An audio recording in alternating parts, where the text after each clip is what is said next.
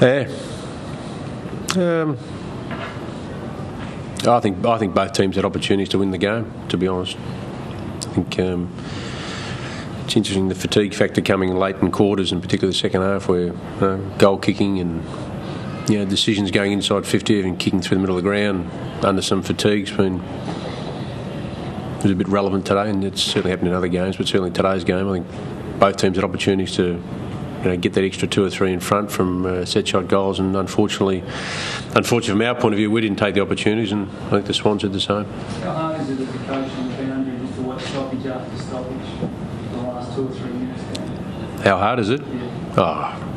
I think if you've ever played the game, you'd love to be involved in it. That's what it's all about. It's how hard you're prepared to go when the game's on the line, and for us to hold out almost for 2.5 to 3 minutes is an almost victory, just like a draw is an unfamiliar feeling, because it doesn't happen that often. Would you be sort of rule change to let them play a little longer, or were you happy to play? I haven't given it much thought, to be honest. I think home and away. Home and away if it's a drawn, but I think finals are extra time. But if it's extra time, then it would be more 10 minutes each quarter rather than just who scores. I don't think that's a viable option. But I haven't given much thought, to be honest. But I think the system way it is now is fine. With the way Garland responded, Woods was going to cause all sorts of problems early, and Reid was looking quite solid for them as well. But soon in the second half, late in the second quarter, you just get some control back down back, which is in the state of what's things.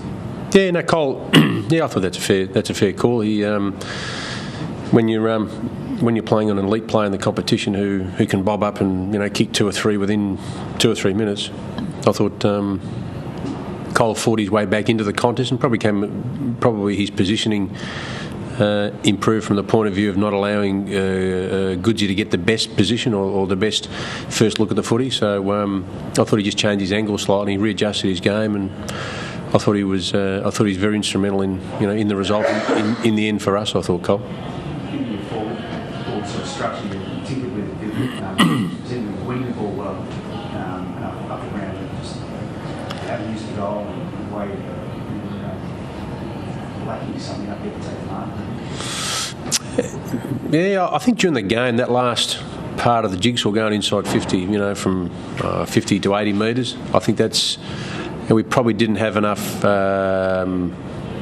unpressured situation to go inside 50 from there, if you like. But I mean, that's really going to be a telling factor. I think we probably turned the ball over at times, between 50 and 80, where we had possession of the ball, and we needed probably a better decision or a little bit more composure with the footy kicking inside 50.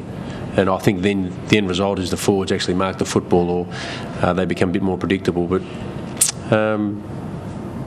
I think we had our opportunities, but that last part of kicking inside 50, that's really going to determine whether you're kicking shots at goal from 0 to 25 rather than 35 to 50. I think we had a number of shots that were sort of 35 to 50. Mr. Dodd, you got your sub right in your performance in the last quarter.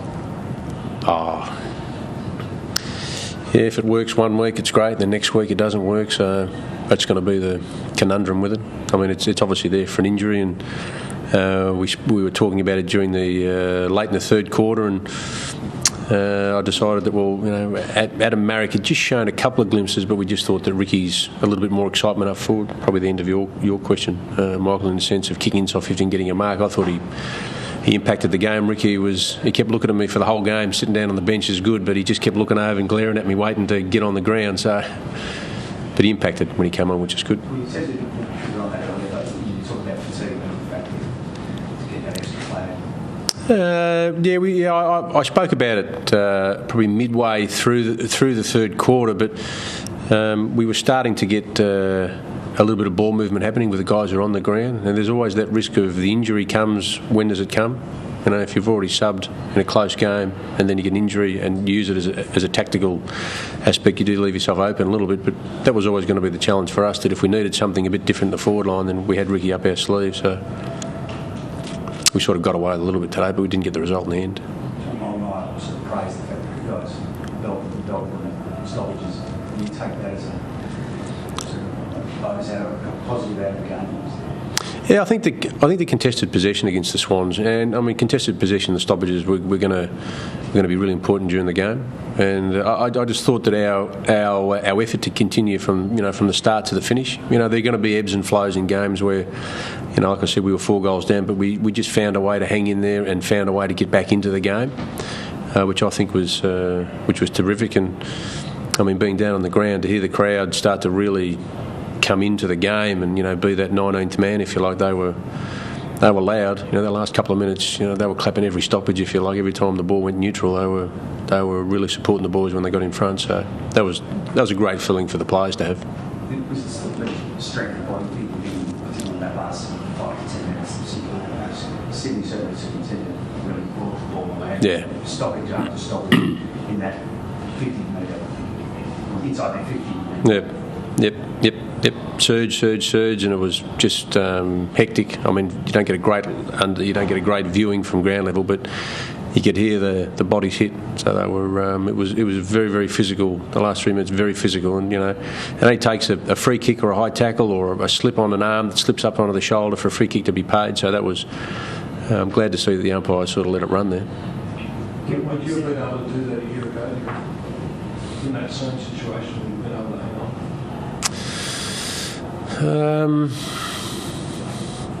Yeah, I'm not sure. Yeah, I think we've certainly got better in that area 12 months on. I mean, I think our players, I know our players are certainly physically stronger from what we're moving in the weights room. So, yeah, I don't know, maybe not. I think that's part of the improvement in the team. I mean, contested possession is going to be a word that's going to get thrown around every single week, but I thought we sort of battled hard in there. So, no, I think we've probably improved in that area.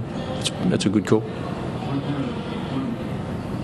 Tapscott looks like he likes the contact and the physical side of the game, but got a lot of it used as well. You seem just in the station on that back flank if you can, and where you see him playing for you. Yeah, I think he's a player who we can use wing half back like we use him today. So, well, look, for a debut game, I thought he was good, Luke, and. The physical part of the game doesn't really bother him too much. So he, first up, he was impressive, I think. Yeah. Given what you're saying there, fatigue being such a factor in the game, and how much do you take out the fact that you're on top for so much that last quarter?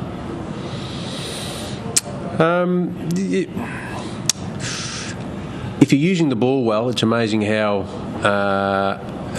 And you're being effective and you're gaining meterage going forward, then fatigue doesn't look like it's a problem. But if you're defending all the time, you all of a sudden look like you look slow and you look fatigued and you look tired. So I think we just hung in there and we were still spreading pretty hard in the last quarter. With 5 or 6 minutes to go before the 3 minutes of stoppage, our boys were still looking for spread. They were still looking for speed out of stoppage and out of turnovers. So.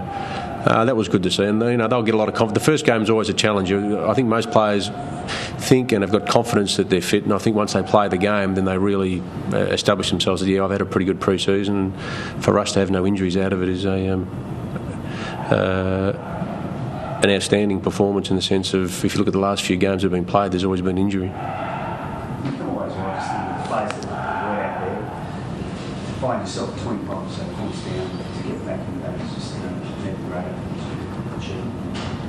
Yeah, I don't take into any consideration the blokes who aren't in the team, to be honest. I mean, the blokes who performed out there today were the ones who got themselves back into it. So they're the ones who probably deserve the pat on the back to get back into the game. But if you think too much like that, you accept being behind as a real challenge for you. I mean the greatest challenge is being in front and staying in front and moving the scoreboard north rather than being in the balance all the time.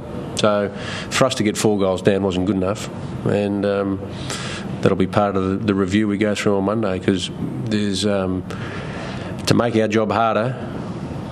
To be 4 goals down does that. So. We've got to fix those problems up that result in those goals against us. And I think their pressure and also some of our turnovers just were disappointing, to be honest.